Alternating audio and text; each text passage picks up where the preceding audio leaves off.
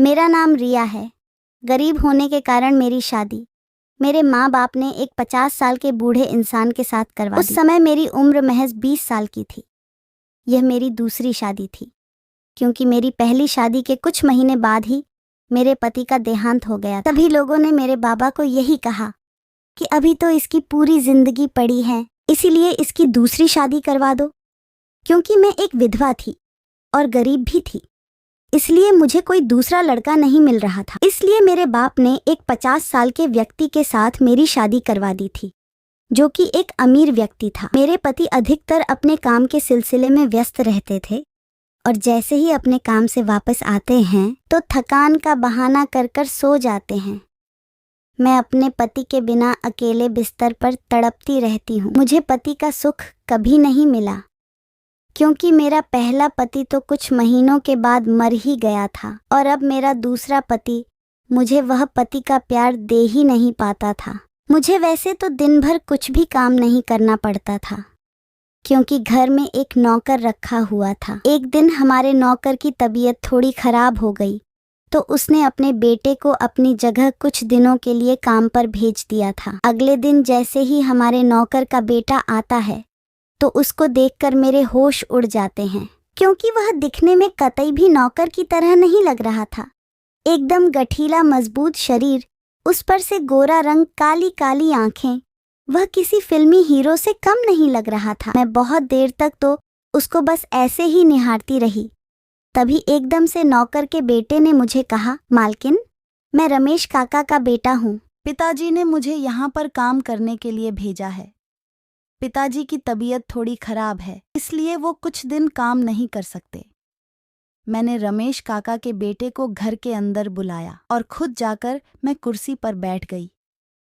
मैंने रमेश काका के बेटे से काफी इतराते हुए पूछा, तुम्हारा नाम क्या है और तुम्हें काम के सिवा क्या क्या करना आता है? तभी रमेश काका के बेटे ने कहा, मालकिन, मेरा नाम कप्पू है। मैं घर का सारा काम काज बहुत ही अच्छे से कर लेता हूँ। तभी मैंने कप्पू की तरफ शरारत भरी हंसी हंसते हुए कहा, अच्छा, घर का काम तो कर लेते हो तो ठीक है, लेकिन तुम्हें यह मालूम है ना, घर का काम करने से ज्यादा जरूरी अपने मालिक और मालकिन को खुश करना होता है। क्या तुम अपनी मालकिन को खुश कर पाओगे?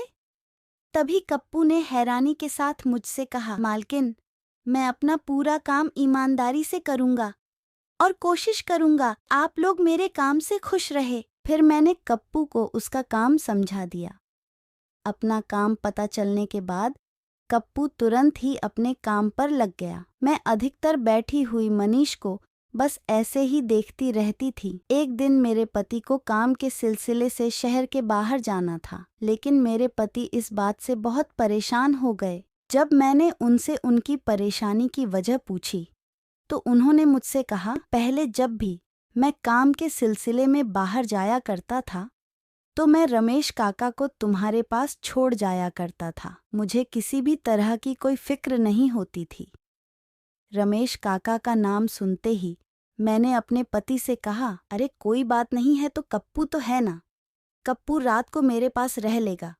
आखिर वह भी तो हमारा नौकर है, वह मेरा ध्यान रख लेगा। और उसके होते हुए आप फिक्र क्यों करते हो?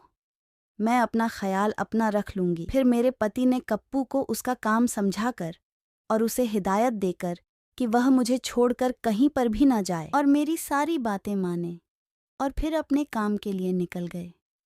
अपने पति के जाने के बाद मैं अपने रूम में आराम से लेट गई। मैं अपने बिस्तर पर लेटे लेटे तड़प रही थी। मुझे समझ नहीं आ रहा था कि मैं कप्पू को किस तरह से अपने दिल की बात बताऊं, लेकिन मैं दिल ही दिल में कप्पू को चाहने लगी थी। जब से मैंने कप्पू को देखा, मेरे दिल और दिमाग में बस कप्पू का ही ख्याल आता रहता है।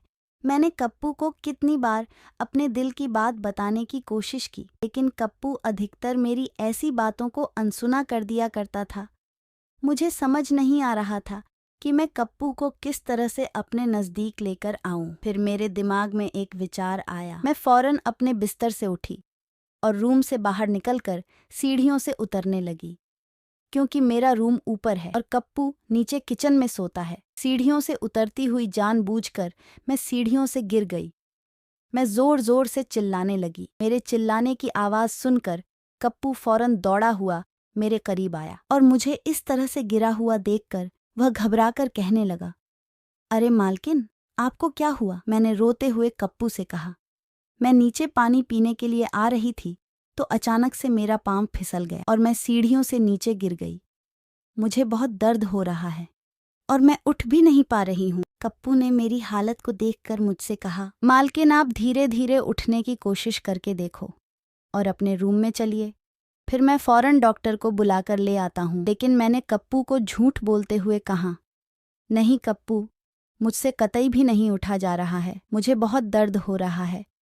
तुम ही मुझे उठाकर मेरे रूम तक लेकर जाओ, वरना मैं यहीं पर तड़पती मर जाऊंगी। अब कप्पू के पास कोई उपाय नहीं रहा तो उसने मुझे अपनी गोद में उठा लिया। कप्पू की बाहों में मुझे ऐसा आराम मिल रहा था जैसे मेरे जन्मों की ख्वाहिश पूरी होने जा रही हो।